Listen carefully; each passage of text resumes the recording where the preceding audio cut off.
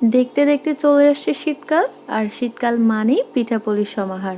আসসালামু আলাইকুম। চলে আসছি সবচেয়ে সহজ উপায় পিঠার একটা রেসিপি নিয়ে। আশা করি এই পিঠাটা দেখলে যে কেউ তৈরি করতে পারবেন ইজিলি। এতটা সিম্পল উপায় তৈরি করে দেখিয়েছি আমরা। আর এই পিঠাটার নাম কিন্তু পাকন পিঠা, কোনো রকম ঝামেলা ছাড়াই তৈরি করে নেওয়া যায়। তো চলুন চলে যাই মূল রেসিপিতে। এখানে কিন্তু আমরা হাফ কেজি পরিমাণ চালের গুঁড়াটা নিয়েছি, আর নিয়েছি কিন্তু 1.5 কেজি পরিমাণ আটা। এই দুইটা মিশ্রণ একসাথে মিশিয়ে নিতে হবে। আর এখন এগুলোকে কিন্তু আমরা একটু সিদ্ধ করে নিব। তো এই জন্য প্রথমেই 1 কাপ পরিমাণ পানি, অর্থাৎ 1 কাপ বলতে 1 গ্লাস পরিমাণ পানি আগে থেকে ফুটিয়ে নিয়েছি, আর আগে থেকে জাল করা 1 গ্লাস পরিমাণ দুধ নিয়েছি, সেটাকেও দিয়ে দিয়ে হচ্ছে। আর গ্লাসে যে অবশিষ্ট দুধগুলো ছিল সেগুলোকে কিন্তু একটু ধুয়ে হাফ গ্লাসের মতন দিয়ে দিয়েছি। আর এখানে কিন্তু 2 চা চামচ পরিমাণ লাগবে লবণ। চুলার আঁচটা অবশ্যই হাই ফ্লেমে রাখবেন। আর দুধটা বলকে গেলে, অর্থাৎ ফুটতে শুরু করলে, তখন এই যে আটা আর এই যে চাউলের মিশ্রণটা ছিল সেগুলো কিন্তু আমরা দিয়ে দিচ্ছি। দেওয়া হয়ে গেলে একটু হাত দিয়ে বা হচ্ছে একটা স্প্যাচুলা কিংবা খুন্তির সাহায্যে একটু ছড়িয়ে ছড়িয়ে দিবেন। তারপর হচ্ছে ঢেকে দিবেন। ঢেকে এটাকে 3 থেকে 4 মিনিটের জন্য সিদ্ধ করে নিতে হবে। আর চুলার আঁচটা কিন্তু মিডিয়ামে রাখবেন এই ক্ষেত্রে। তো 4 মিনিট পর আমরা ফিরে আসলাম, আর 4 মিনিট পর ঢাকনাটা তুলে এখন কিন্তু একটা খুন্তি দিয়ে ভালোভাবে একটু মিশিয়ে নিব সেই যে দুধ আর পানির মিশ্রণটার সাথে ছিল।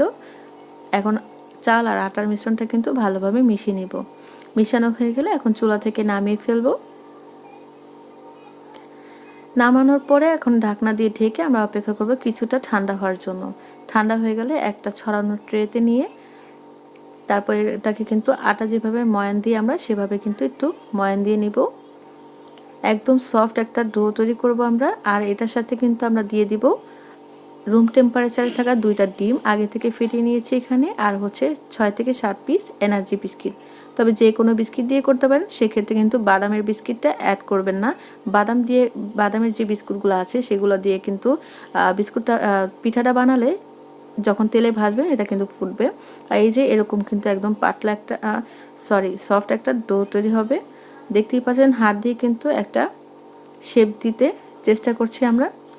প্রথমে কিন্তু একটু হালকা হালকা তেল দিয়ে 2 পাশে লাগিয়ে নিতে হবে, এতে করে কিন্তু শেপটা দিতে খুব ভালো সুবিধা হবে। তবে বেশি কিন্তু তেল দেওয়া যাবে না, এক্ষেত্রে কিন্তু যে ডিজাইনটা আছে সেটা কিন্তু হবে না। আর তাছাড়া কিন্তু যখন আপনার শিরাতে ডোবাবেন তখন কিন্তু ডুববে না, ঠিক আছে? তো এখন এই যে এই লম্বা লম্বা করে কেটে দেন হচ্ছে একটা চাকুর সাহায্যে এখন স্কোয়ার স্কোয়ার শেপ করে আমরা কিন্তু নকশি পিঠার মতো নকশিগুলো করে নিব পিঠার। তো সবগুলো একই সাইজে কেটে তারপর হচ্ছে এই যে কুলি পিঠার মতন শেপ করে কিন্তু আপনারা চাইলে করে নিতে পারেন পিঠার যে নকশাগুলো, কিংবা চাইলে আপনারা অন্য যে কোনো ডিজাইনও করে নিতে পারেন। এই যে কুলি পিঠার মতন করে একটা ডিজাইন কিন্তু অলরেডি শেষ। আর এখন আমরা যেটা করব সেটা হচ্ছে একটা চামচ নিয়ে চামচের যে শেষের অংশটুকু আছে ওইটা দিয়ে, দেখতেই পাচ্ছেন পিঠার যে চারপাশ আছে সেগুলোকে কিন্তু দুইটা দুইটা করে একটু কেটে দেওয়া হচ্ছে। এটাতে কিন্তু একটা ডিজাইন তৈরি হয়ে গিয়েছে। তো এইভাবে করে আপনার যেমনটা ইচ্ছে তেমনটা করে ডিজাইন তৈরি করে নিতে পারেন। এছাড়া কিন্তু ফুলের যে ডিজাইনগুলো হয় সেগুলো কিন্তু করে নিতে পারেন। কোনো রকম সাজ ছাড়াই এই ডিজাইনগুলো করে নেওয়া যায়। তবে আমি এখানে একটু বলবো, আপনারা যে বাইরে কেনা যে চালগুলো আছে সেগুলো দিয়ে পিঠা তৈরি করতে যাবে না, সেক্ষেত্রে কিন্তু এই পাকন পিঠাগুলো ভালো হবে না।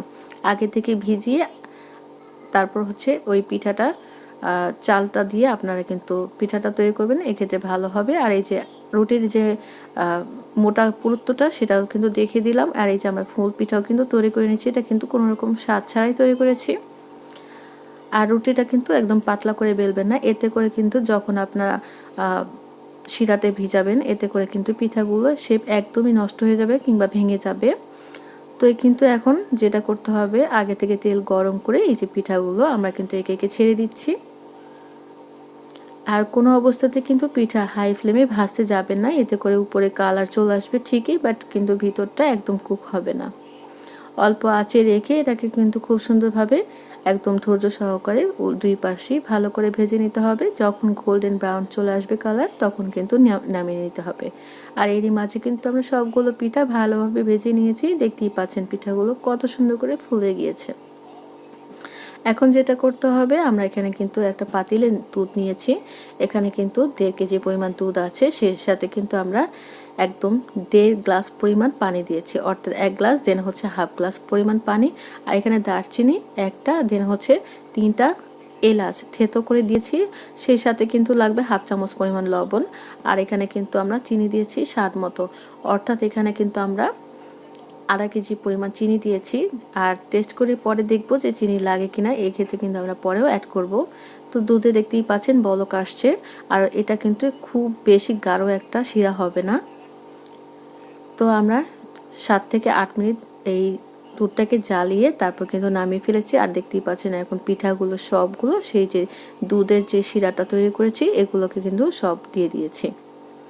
দেওয়া হয়ে গেলে ঢাকনা দিয়ে ঢেকে সারা রাত আমরা অপেক্ষা করেছি। আর সকালবেলা দেখতেই পাচ্ছেন পিঠাগুলো মাশাআল্লাহ শিরা খেয়ে একদম ফুলকো ফুলকো হয়ে গিয়েছে। তবে কিন্তু পিঠাগুলো ভেঙে যায়নি। হ্যাঁ, এতে কিন্তু কারণ হচ্ছে যে আমরা রুটিটা যে পাতলা করে বেলিনি, এই জন্য। যদি আপনারা রুটিটা মোটা করে বেলেন, এতে করে কিন্তু পিঠাগুলো ভেঙে যাবে না। আর এরই মাঝে তৈরি হয়ে গেছে কিন্তু দেখেন অসম্ভব মজার একদম পাকন পিঠা। দেখেছেন কত সুন্দরভাবে তৈরি করে দেখিয়েছি। আর কিন্তু একদম সম্পূর্ণ সিম্পল রেসিপিতে তৈরি করে দেখিয়েছি। কোনো রকম ঝামেলা ছাড়া তৈরি করে নিতে পারেন। যে কোনো সময় যখন ইচ্ছে তখন তৈরি করে কিন্তু খেয়ে নিতে পারেন। দেখেন শিরা ঢুকে একদম সফট হয়ে গিয়েছে। চামচ দিয়ে ভেঙে নেওয়ার সাথে সাথে কিন্তু ভেঙে যাচ্ছে, আর মুখে দিলে একদমই তো মিলিয়ে যায়। তো কেমন লাগলো বন্ধুরা আমাদের আজকে এই সহজ রেসিপিটা, জানাতে ভুলবেন না। আজকে এখানেই বিদায় নিচ্ছি। দেখা হবে নতুন কোনো সহজ রেসিপির সাথে। সেই পর্যন্ত সবাই অনেক বেশি ভালো থাকবেন। আল্লাহ হাফিজ।